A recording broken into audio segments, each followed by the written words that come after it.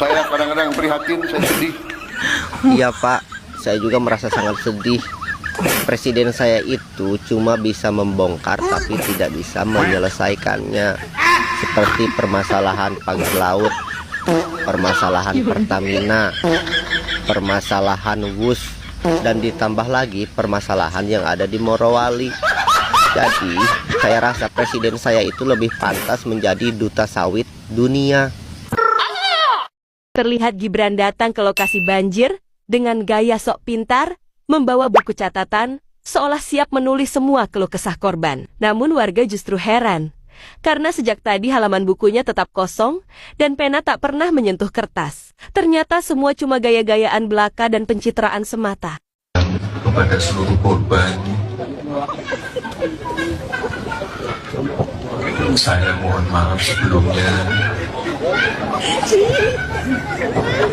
Bapak Ibu tidak sendiri, warga Sumatera tidak sendiri. Kami diperintah Bapak Presiden untuk melakukan percepatan.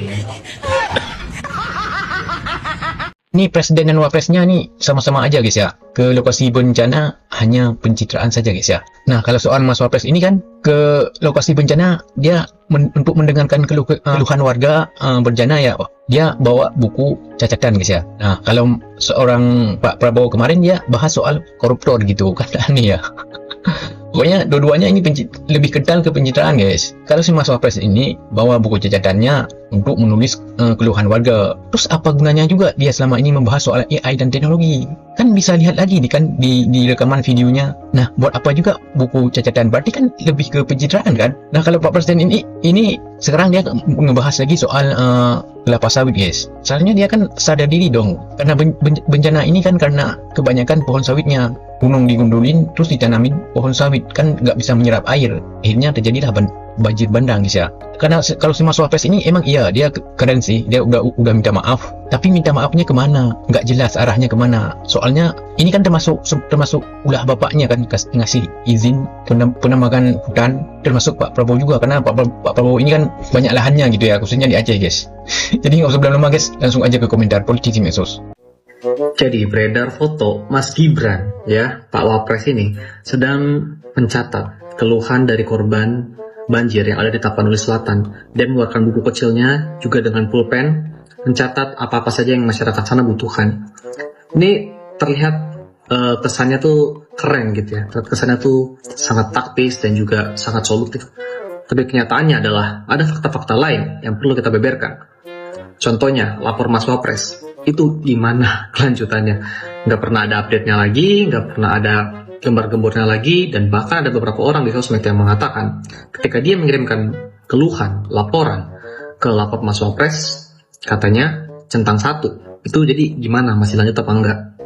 Dan yang kedua, apakah nanti ketika bantuan yang dikirim ke masyarakat sana yang terdampak korban banjir itu akan dipakaikan goodie bag bantuan istana dari wakil presiden juga kah? Apakah nanti akan gembar-gembor nama juga kah di atas bantuan yang akan diberikan ke masyarakat sana? Karena bantuan itu udah pasti dari APBN. APBN itu dari campuran dari PPH, PPN, campuran dari pajak yang kita bayar juga gitu. Kalau misalnya kita ke minimarket, itu kan ada potongannya tuh 10-an%.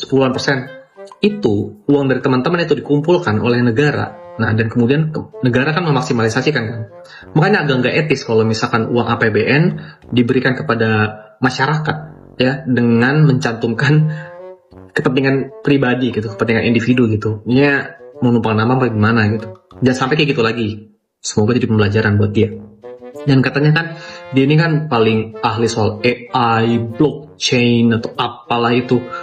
Maksud gua itu statusnya mana? Maksudnya kayak mana gitu orang bawah-bawahannya gitu sampai dia perlu mengeluarkan catatan untuk menulis keluhan-keluhan masyarakat. Apa nggak bisa direcord audio aja, apa nggak bisa direcord video aja gitu? Apa emang karena ini aksi performatif aja gitu, jadi biar terlihat kerja tanda kutip. Dan maksud gue tuh kalau ada yang ngomong ya, udah bagus dia turun bang, udah bagus dia ke tempat bencana. Maksud gue tuh kalau misalkan emang dia niat bantu, dia kan levelnya harusnya kan di level kebijakan ya. Apa yang harus dilakukan oleh pemimpin itu ke masyarakat itu adalah dia membuat suatu rules, membuat suatu peraturan, kebijakan. Kalau misalkan dia emang benar-benar peduli sama masyarakat, harusnya dia tegur tuh menteri-menteri di bawahannya atau bahkan atasannya yang kemudian bermain sawit, membabat hutan, deforestasi di beberapa daerah di Sumatera lebih khususnya. Tapi kan yang kita tahu kan dia mana berani ngelakuin itu. Toh dia aja dicariin kerja sama bapaknya, yang dimana di sisi lain dia ngejanji 19 juta lapangan pekerjaan. Gimana tuh update-nya tuh? Gimana update-nya? Ayo. Cinta yang mendalam kepada seluruh korban.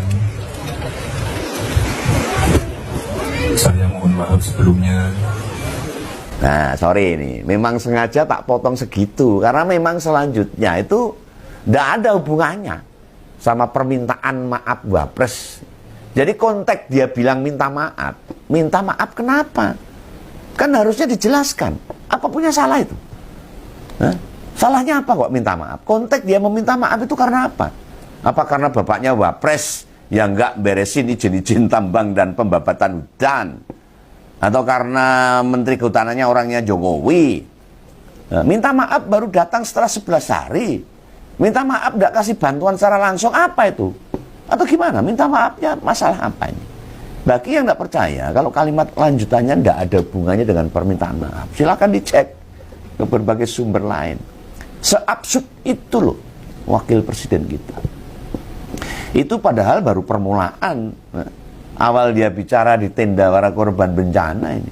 Loh, kalimat selanjutnya dia bilang Bapak Ibu tidak sendiri. Kami diperintahkan Bapak Presiden untuk melakukan percepatan bla bla bla bla. Ya ora dhewean wedi. Itu baleni pisan kata-katanya. Bapak Ibu tidak sendiri, warga Sumatera tidak sendiri.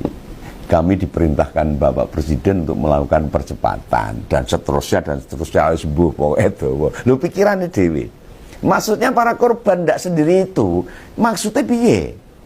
Warga yang di situ yang ngerti loh, para pengungsi ada temennya. Wah dewean hilang. Ya, yang bukan korban bencana itu juga ada. Itu ada TNI yang selalu setia untuk membantu warga, ada Polri, ada BNPB, ada BPBD, dan para relawan. Mereka banyak. Lah terus ngapa Wapres itu ke sana? Arab ngancani. Nyatanya ya cuma mulai loh.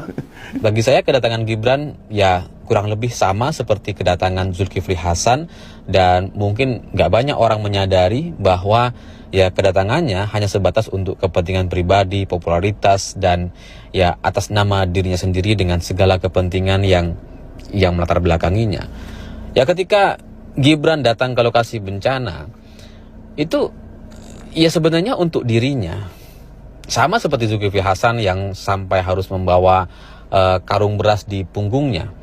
Memang Gibran tidak membawa karung beras, pencitraannya tidak seburuk Zulkifli Hasan, tapi jauh-jauh lebih baik secara pencitraan, tapi pada akhirnya ya sama saja.